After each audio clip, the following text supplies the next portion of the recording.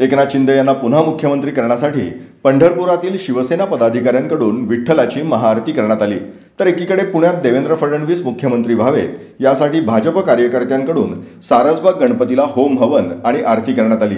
शहराध्यक्ष धीरज घाटे यांच्यासह कार्यकर्त्यांकडून गणपती बाप्पाची आरती करण्यात आली।